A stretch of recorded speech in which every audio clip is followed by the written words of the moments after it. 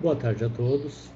Estamos aqui para termos a correção das questões da atividade e já termos uma revisão de como isso se comportava.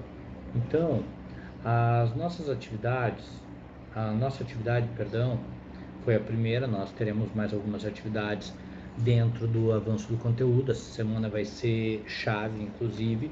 Pretendo divulgar alguns vídeos para vocês além desse das correções e também disponibilizar matéria no horário de aula para quem conseguir acessar o AVEF.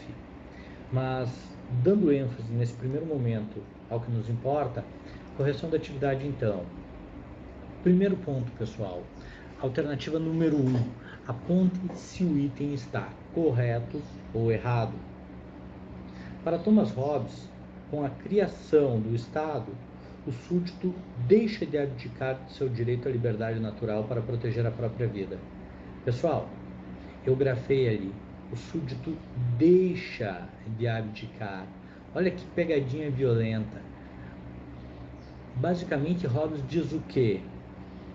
Que nós precisamos de um contrato social, abdicando sim da nossa liberdade para viver em comunidade. Eu deixo de ter alguns direitos, e todos cedemos uma parcela dos nossos direitos, para termos a convivência em coletividade. Então, o Hobbes ele tem por premissa que o homem é mau, que o homem em estado de natureza levava uma vida solitária, opondo-se às teorias da sociedade natural. Além disso, o homem era igual a todos os outros e mau por natureza, logo ele era capaz de tudo. O ambiente no estado de natureza de Hobbes era de guerra de todos contra todos. Então sempre havia o temor de que alguém fosse atacado de uma maneira ou de outra. Se eu tenho medo de ser atacado, como que eu me protejo? Atacando primeiro. Então, no estado de natureza de Hobbes, a violência imperava. A visão do Hobbes sobre o homem é mau. Agora, por uma questão de ordem, por uma questão de sobrevivência, ele demanda um aperfeiçoamento. E aí surge o quê? A razão humana. Dentro da perspectiva de razão humana, a gente vai trabalhar com a ideia de um contrato social. Então, apesar das paixões más, o homem é um ser racional e descobre os princípios que deve seguir para superar o estado de natureza e estabelecer o estado social.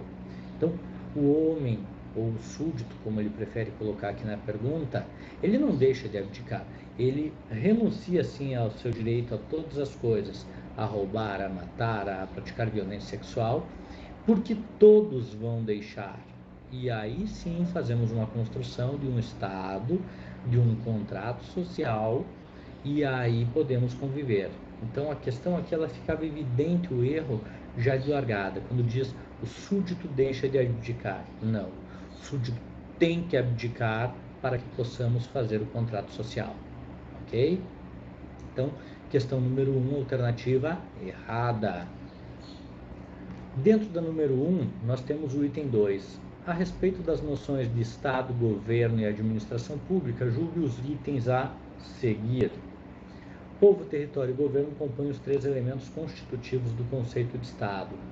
Certíssimo, sem maior dificuldade, né? Então nós vamos ter uma ampliação por vezes, mas nunca o reducionismo. A perspectiva de Estado passa pelo quê?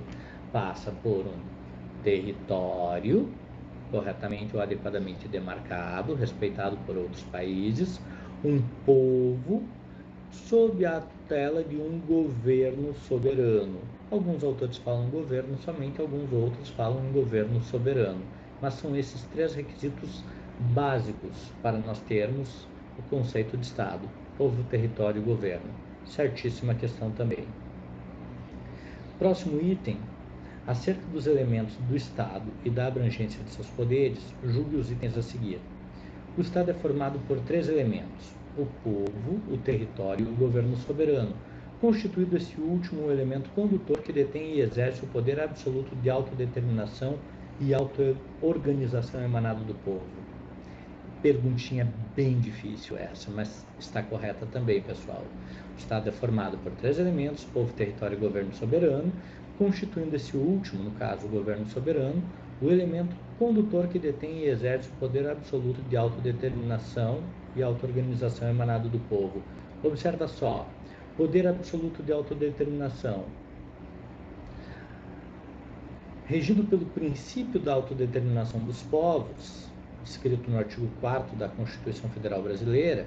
Esse princípio quer dizer que a soberania nacional de qualquer país é absoluta, ou seja, não há nenhum país acima de nenhum país. Melhor dizendo, todos os países estão em igualdade de condições, todos devem se respeitar. Então, sim, a questão do primeiro ponto ali, constituindo esse último elemento condutor que detém e exerce o poder absoluto de autodeterminação dos povos, perfeito, nenhum Estado é maior do que o outro. Segundo ponto, e auto-organização